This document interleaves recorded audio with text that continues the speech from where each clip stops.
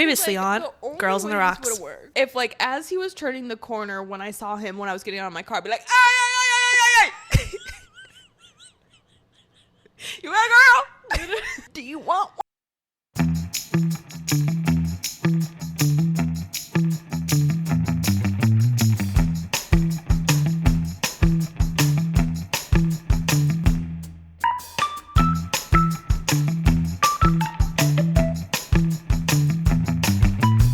Welcome back to another episode of Girls on the Rocks. With your girls On the rocks.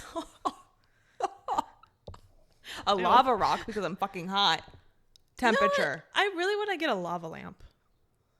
I have a Himalayan rock that lights Okay. up. That lights up.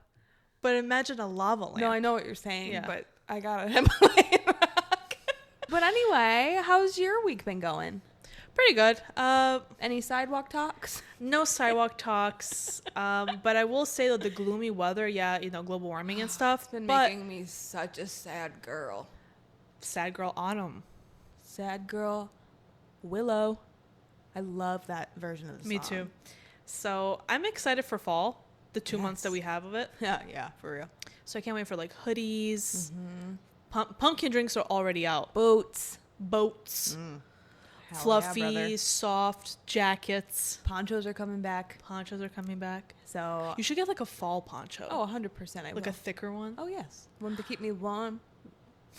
Very Gilmore Girl. It's always been my dream to be a Gilmore Girl. Great. Nobody's pissed me off this time. So. Not yet. Not yet. I did. It's not an update, but I kind of wanted to talk about it in the beginning because I've been seeing this around a lot lately. And I think it's slightly funny, slightly sad because it's true. I saw this girl on TikTok and her name is Hey It's Jazz. She saw this comment and did a video with the comment. The post says, "We're the first generation of women who are free to date men solely for their character, and we're all single."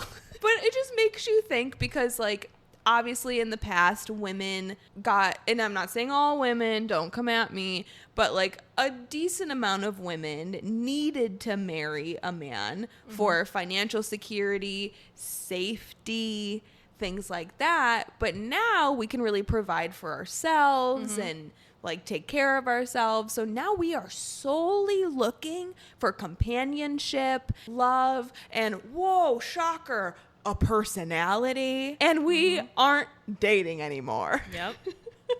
That's It's a sad truth. And hopefully it's a wake-up call. wake up Wake up on a Saturday night. Now that we brought it up, I just thought it was so funny. The day after or two, they end up the tornado hitting that amphitheater. It did? Oh my God, how did I miss this? I sent you the video. Wait, where? I think it was either TikTok or Instagram. I can't remember which one it was. I watch everything you send me. Are you sure? Maybe I thought I sent it, but maybe I didn't. Because you know, like when you're just in it, you like it. And maybe I thought I sent it. How did I overlook this? I mean, it's nothing wild. Yeah, but it's just Say Tinley Park. I said count your days, and look what happened. Tony, my voodoo went off. voodoo. You guys, oh my God, if you have not seen the video that we're talking about, go to our Instagram account or TikTok. Go and look on our social media. It's one of the most recent videos. It's blowing up. I'm sure you saw it. I told them to count their days because that parking lot situation's stupid. And guess what? My voodoo sent out a little woo. I am Raven, but then some. And a tornado hit you. So I think you should reconsider all of your thoughts and actions. I just thought it was so funny because when I was looking at the comments, some of the recent comments were like, it's crazy how the video after this was the news video of the Credit One Union being destroyed by the storm. Yeah. You guys. And then There's so many comments I've lost track. And people were like, is there a connection here between what happened? Like, it was so funny how it worked out. Unagi. Salmon skin roll. And nobody got hurt, right? That I know of. Okay. I mean, nobody was there. Nobody was stuck in the parking lot. Girl. I just don't want to be sitting here laughing about it and then like it comes back that like 500 people died. Oh, no. Okay. No. Okay. So I'm going to still hee about it. Because it's just because funny. we sent it. We Yeah. sent the tornado. For legal reasons, this For is all legal a reasons, joke. this is all a joke. All I just wanted them to do was fix the parking lot, and guess what? I became Mother Nature. The roof went on the parking lot. Dorothy. Literally. Literally. Just in the background. You see Toto. You just see me in the background on a bike. Literally, you're Alphaba. Anyway, let's get into the pop culture because I think we said what we needed to say. I don't really think I have much to say about this, but this came across my desk today. So everybody remembers Luigi Mangione. You remember him? Yes. So Very attractive. very, very cute. Just a side conversation real quick. For those who don't know who I'm talking about, it's not Mario's brother. This is a different Luigi. He was the one who allegedly pew-pewed the UnitedHealthcare CEO in broad daylight. Tragic. We all tear around like noon that he pleads guilty to federal stalking charges in the offing of UnitedHealthcare CEO. So he pleaded guilty today for federal stalking charges in what happened to CEO Brian Thompson, admitting matter-of-factly that he trailed the executive to an investor conference in 2024 and pew-pewed him down on a New York City street. So this is the first we've heard of him actually pleading guilty. I didn't know. You know, you guys, I always forget how long court proceedings are. Especially if you're somebody that's like fighting really hard against the charges. Yeah, because this happened 2 years ago. Can you believe that? And he's probably thinking like, guess what? Insurance still sucks. Obviously, it's not a great situation what happened, but like what's even worse is that nothing happened because of it. So it's kind of like, what was the point? Yeah. That's the real shitty part. I mean, obviously, for legal reasons, all of it's bad. Yeah. On another note, TomTom is being sold. TomTom. So for those who don't know, and you live under a rock. Still, I feel like it should have been sold so long ago. Well, you know what? You're not wrong with that. Like, after the whole Sandoval situation, because, like, their bar got down the shitter. And what was the other restaurant she had? Pump. Didn't that close before this? Yes, but then they combined it in the building right next to TomTom. So it was like a collab. Oh, weird. But so it's not that it's being shut down, it's just being sold. On the Valley Part 2 reunion, Andy Cohen asked Tom Schwartz, because he's on the Valley now, he asked him about this, and he said, you put $50,000 into the bar, like for Lisa to take you seriously. Did you ever make that back? And he said, yeah. So they did well. Well, yeah, it was just $50,000. I mean, it wasn't much. I know, but like, it's TomTom. I know, but I feel like in any sort of like kitschy sort of like, you know, restaurant, kind of like a sugar factory, you're always going to make a decent amount of money back. That's true. To at least break I just thought even. it was a funny question with Andy Cohen. He was like, so did you get your money back? Because Andy knows. He knows the answer. He just wants to hear what you're going to say. Hey, Lisa Vanderpump, I have a really good business proposition for you. So we're just two girlies here. This is Girls on the Rocks podcast, and we're kind of cute, kind of funny, and like a little quirky sometimes. But we, you know, Girls on the Rocks, that is like a brand that you could really put some cash behind. And I think instead of TomTom, it should be called Girls on the Rocks or something to that extent. And then we could be shaking hands with the people, not the Toms. I think our missed opportunity is we should be spokespeople for the brand On the Rocks. Okay. You know, the mixers? Oh my God. They're literally called On the Rocks, and we're girls on the rocks. We could sell those at the Girls on the Rocks bar next to Pump. And like I said, for those who live under a rock, this is Tom Schwartz and Tom Sandoval from Vanderpump Rules, a bar called TomTom. What Tom Sandoval should have been doing is performing at the restaurant. I'm actually shocked that it did last 8 years. Yeah, big time. People love TomTom. Like that. Oh, okay. I don't think they had any like issues with the menu or service. Like that was a pretty hoppin' bar. You guys can correct me nicely if I'm wrong down below, but yeah. I think that was one of the better ones. On the same note of Vanderpump Rules, never thought I'd be combining Vanderpump Rules and Taylor Swift in one conversation. So Katie Maloney, from Vanderpump Rules has her own podcast with another cast member from the show. Her name's Dana.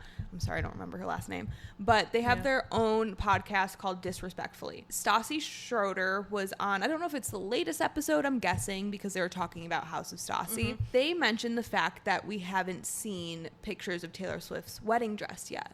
Okay. And which we talked about it first. Always.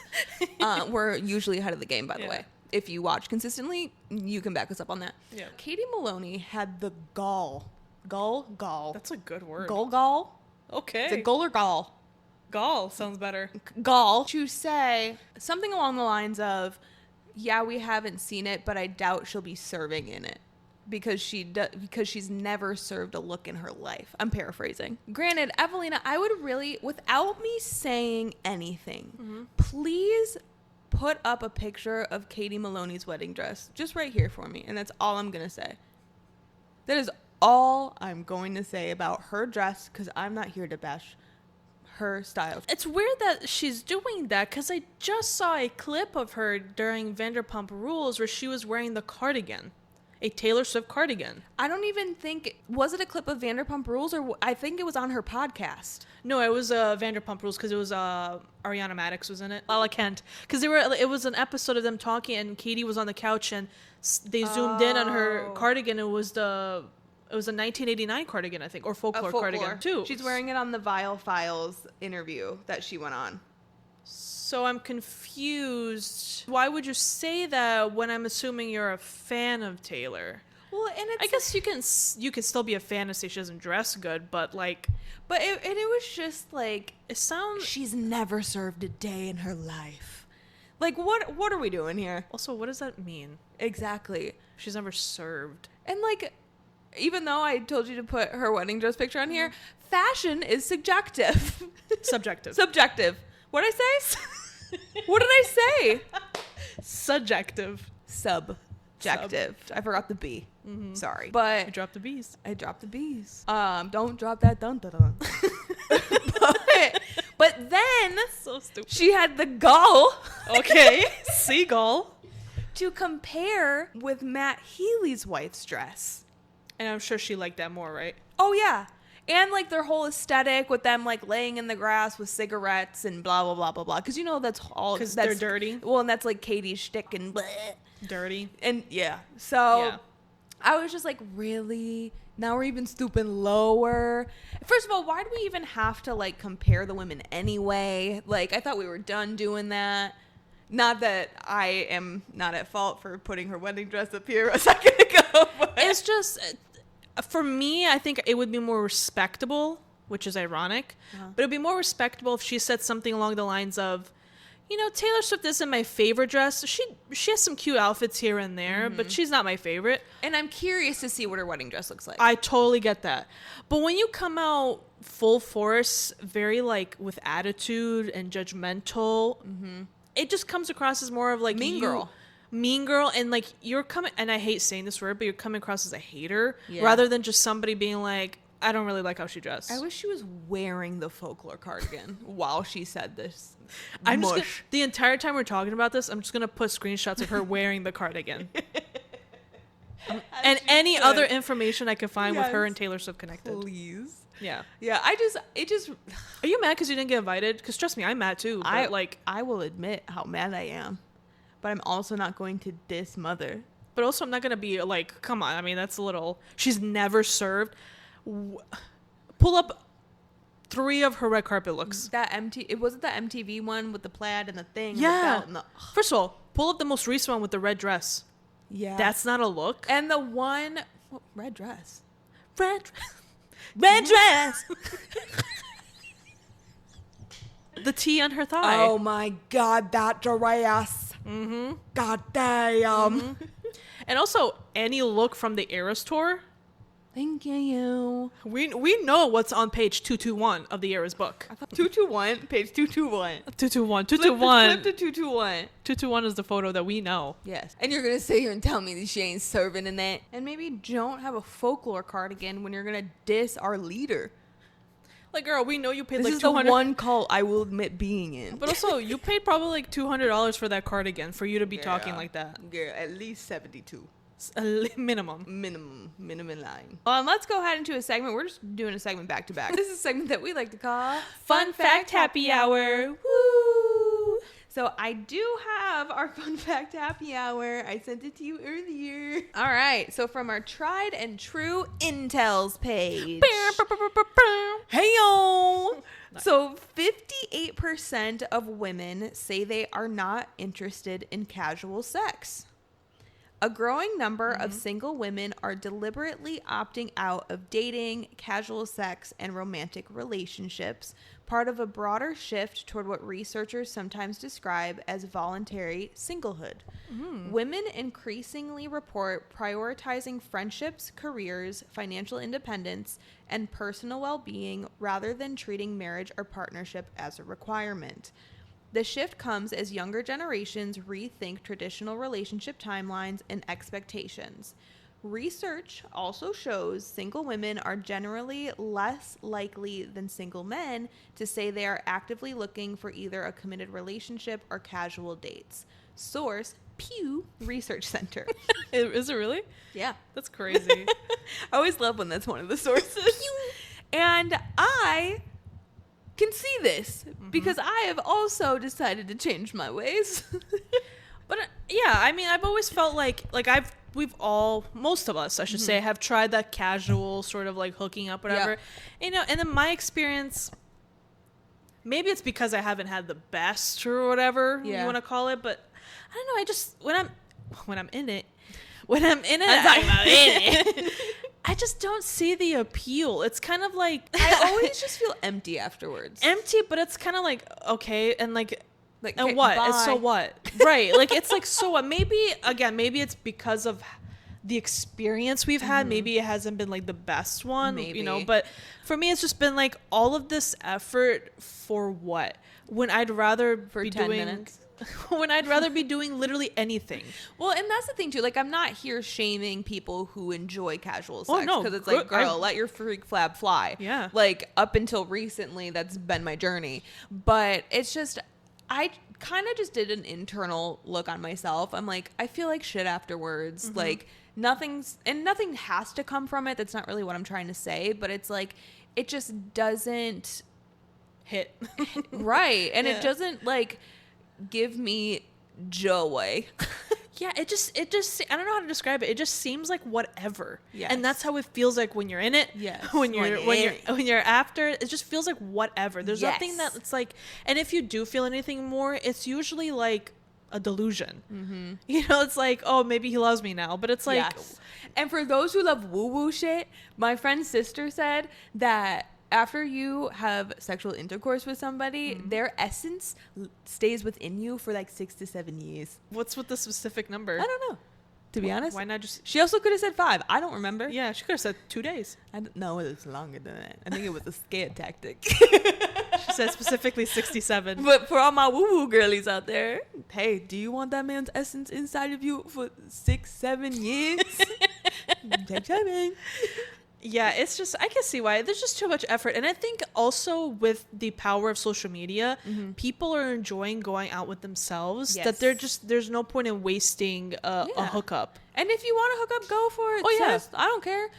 For me right now, I'm a part of this 58% because it's just draining. Yeah. And then I get sad.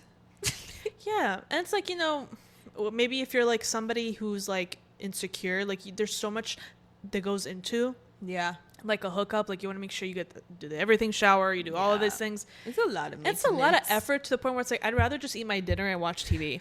Yes. You know, or read a book and go to bed. Or go out with my friends. Literally anything else. I would rather clean my apartment. I gotta vacuum. I gotta do all these things. It's so like, I'd rather do that. So for a man who's smelly or whatever in my bed, like. Because it's like it's never like a good conversation. Like I said, maybe it's just we haven't found the right guys for it. And I will say I would not be a part of the 58% if we would be having this conversation in my early 20s. I was having a grand old time. We're a young bird. Spring chickie, if you will. But like as I'm getting older, it feels more draining than actually like a rewarding situation. It's like a reward. It's like a reward. Yeah, I love that. I love that we're getting to enjoy ourselves more instead of Yeah. letting these like random Crusty dusties. 6-7 guys get in, Schmucky scrubs, remember? Schmucky scrubs. Schmucky scrubs. If you know the lore, you know the lore. Sister, you gotta scroll all the way back to like episode 1 to 2. Yeah. For them schmucky scrubs. Yeah. But don't let no schmucky scrub inside your lady parts. I just thought that was interesting because it's going along with how I've been feeling personally lately. And I'm sure you feel better for it. Yeah.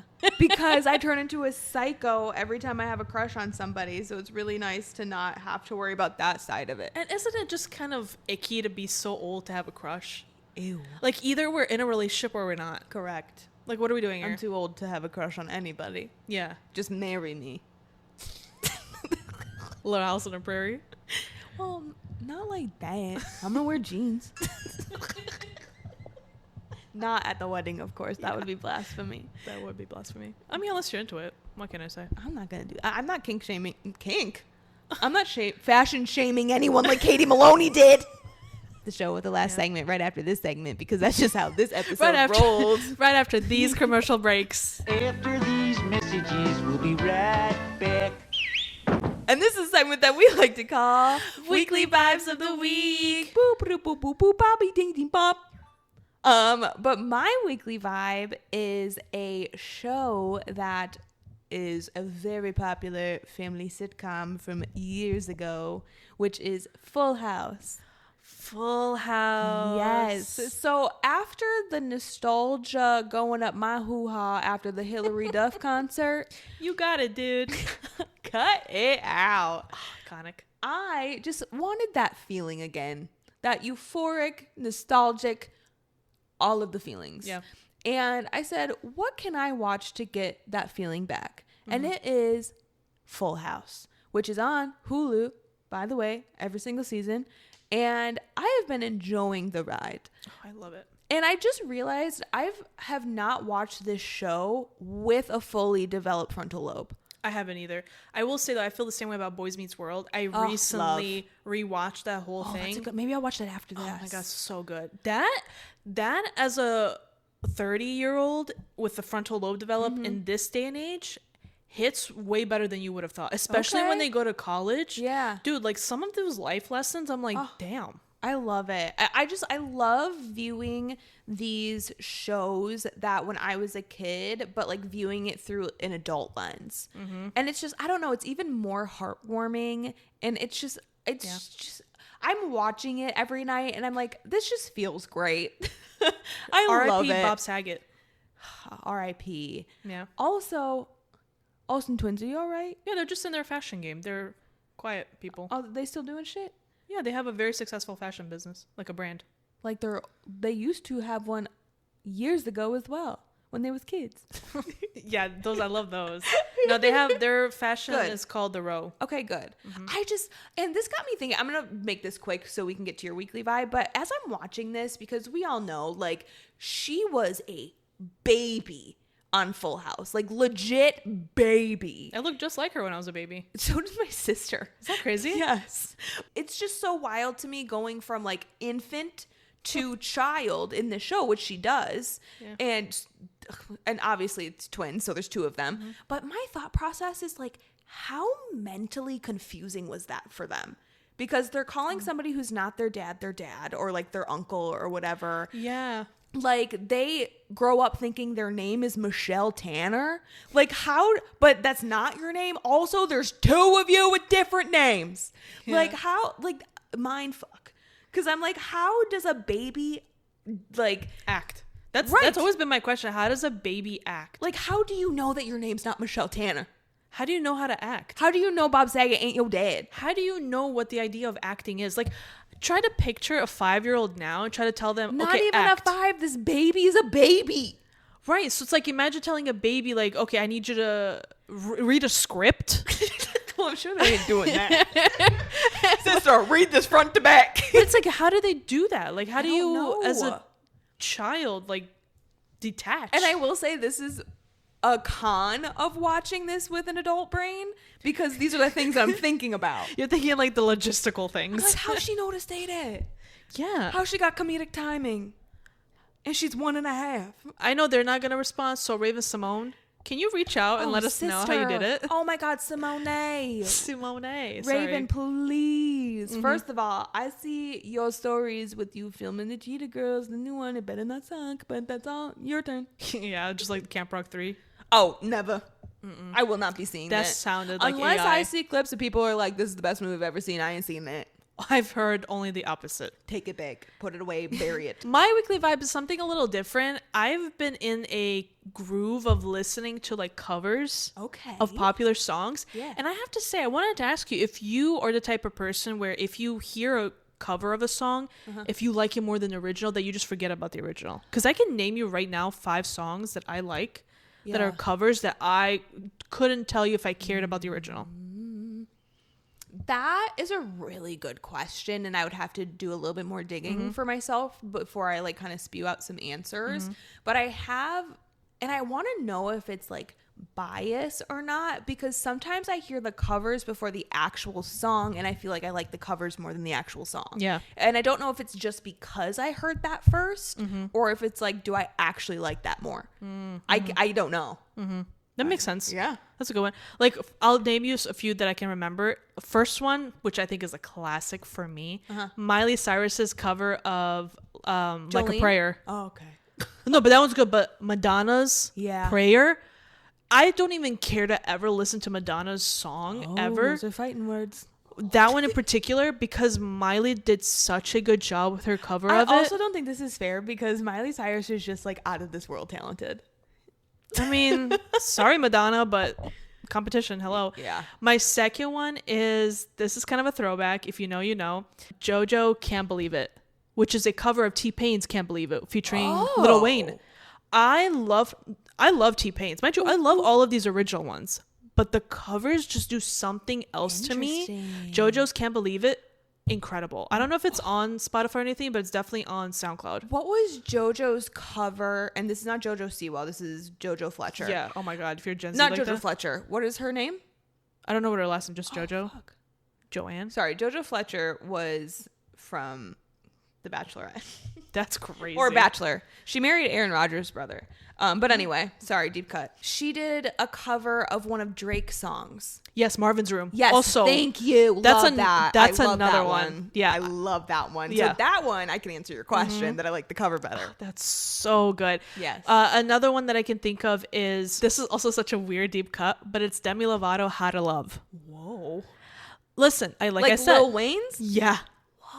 I love her rendition of it. Okay. I don't think I've ever heard it. It is so good, and that's like, listen, you probably know, but I'm not a huge advocate of consistently belting out vocals. Right, which Demi, she is a queen which of she doing. does, which I also sometimes don't love from Christina Aguilera. Like, they are such vocal powerhouses. You don't need to show off all the time. Fighting words to me right now. But I'm saying, like, No, I know what you're saying. I'm just because joking. sometimes it feels like she's like literally yelling at me. Let me enjoy the song. You're not wrong. Such a great version of it. And then my final one that I can think of is Rita Ora. I know, but Where's she been? She good? she's performing at like a car show. Oh, good for her. Like Rita Ora's cover of Frank Ocean's Swim Good. Whoa. Now, I love me some Frank Ocean. I love Swim Good. But her cover of it when she did for BBC One, Chef's Kiss, I love it so much. All right. So if you have never heard any of these, pull it up and listen to it. All right. I will say another one that I love is Every Rose Has Its Thorn, Miley Cyrus's cover. That's a good one. Over Mega Man. Bret Michaels. Is that Yeah. who it is? Yeah. Did you ever watch his show? I used to love watching Yes. that. Rock of Love? Yes. Dude, I it was- loved Rock of Love. That was iconic. That's up there with Flavor Flav. Oh, absolutely. Yeah. And like Flavor of Love. Sorry, guys. Yeah.